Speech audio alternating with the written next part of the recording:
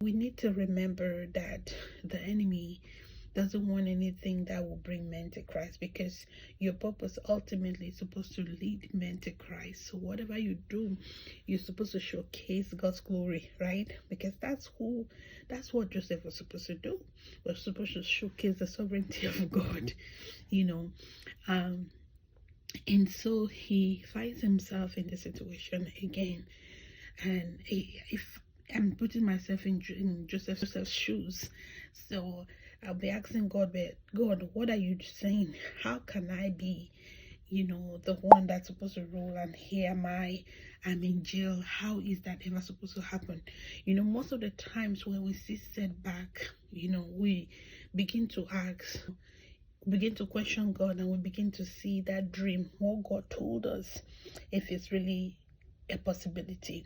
But little do we know that the way God works is not the way that man works, right? God's ways may seem unrealistic, but they always lead us to the end that He designed for us. If we walk according to His ways, He will always bring us to that expected end, right? So recently the Lord just reminded me of a word He spoke to me many years ago. And He said to me, He said that not every storm is meant to drown you. So I'm asking that same question, and I'm posing it to us this morning. Do you think that because you're in a stormy situation, that's the end for you? Do you think that worrying or being bothered about what is going on, making it as if it's the end of the world, will actually solve the situation? You see, I've learned in life that focusing on the negative, or focusing on that negative situation, will only put you take you backwards. Because whenever you focus on the negative, all you see is the negative.